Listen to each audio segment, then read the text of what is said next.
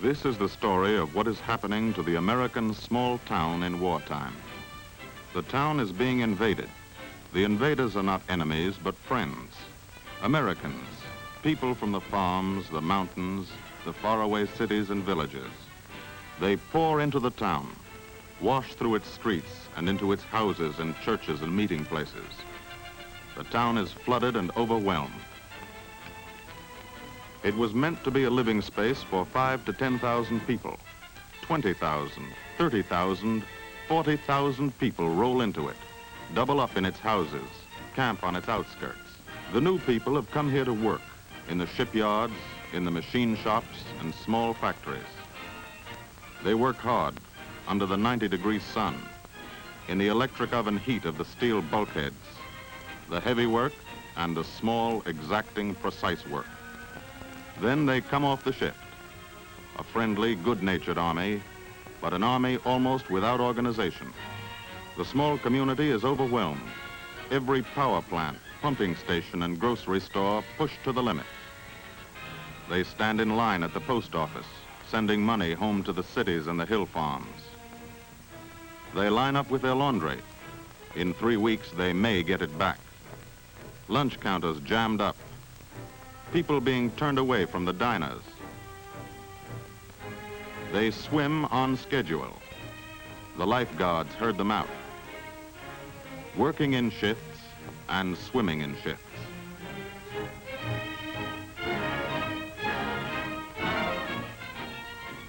Some new housing has been put up. It's comfortable enough, but the people haven't been able to get together yet. They live in their separate cells. People need other people. They need a get-together. A little fun, a little swapping of talk and goodwill. They want to feel that they belong. The new community, the community of townspeople and new people, has not yet been built. The people must build it themselves, all the people. They jam into the juke joints, play pool when they'd rather be playing baseball. One shift and then another shift, with nothing much in between. Sometimes it gets to be too much. They decide to try another town.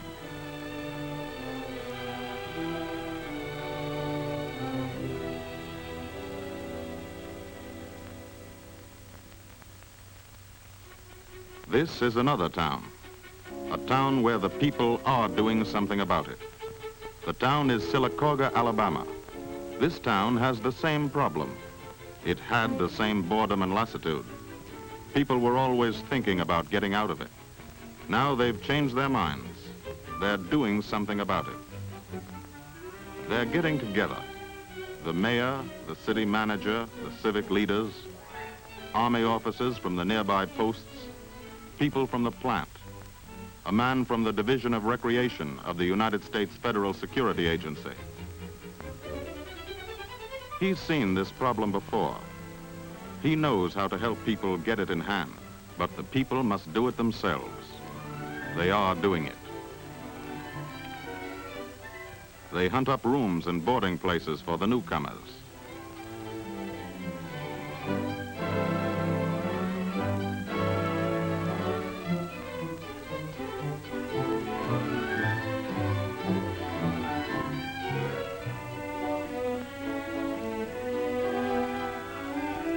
They hold a get-together at the church.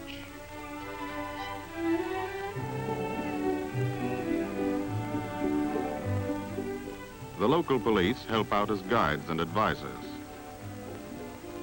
The women's clubs begin to organize things.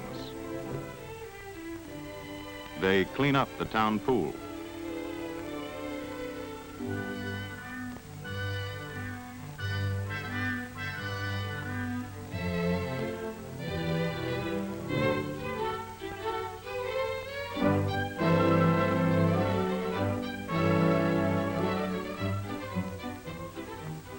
Tennis, Red Cross work and the rest. Sports are good for people, and the Red Cross work is essential. But the main thing is to get people together, cooperating with each other. working together, playing together. A new community is being born. Americans have been making new communities for 300 years and dancing in these communities. Quadrilles under the colonial candles of Williamsburg, dusty hoedowns in the new pioneer towns of Kentucky, square dances in the middle of the Kansas cornfields, miners romping together in the California gold towns. Recreation hall games instead of shooting matches.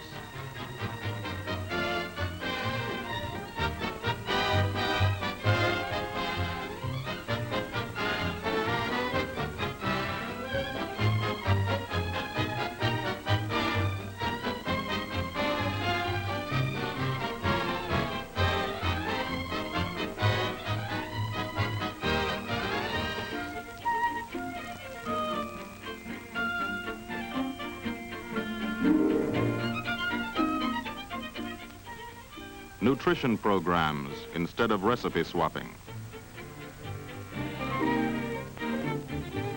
But the impulse is the same. The tradition is the same.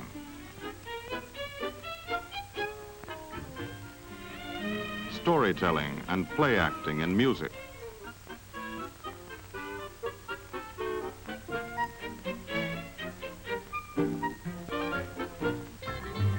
The Negro Boys and Girls Band. They hit it on the beat and take it on down.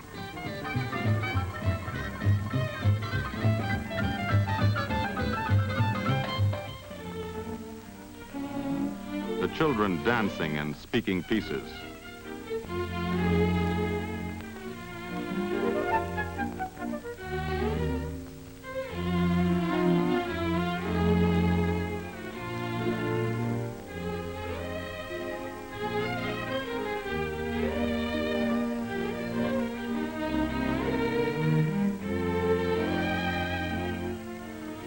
The mothers and fathers looking on.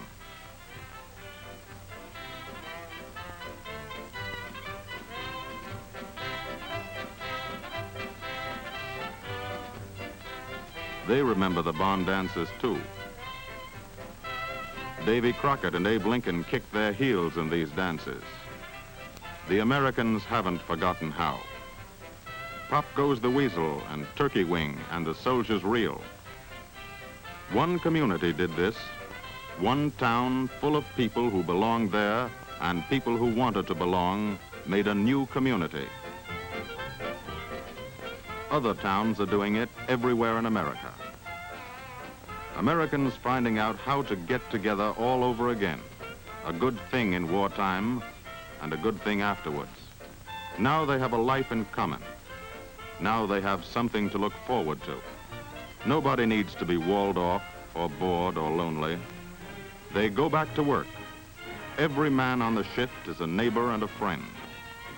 Every man on the shift knows that he belongs.